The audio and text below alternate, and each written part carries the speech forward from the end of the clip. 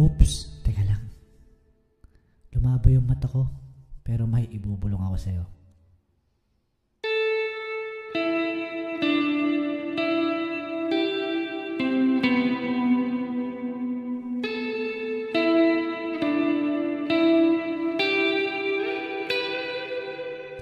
Hindi masabi ang nararamdaman, di makalapit, sadyang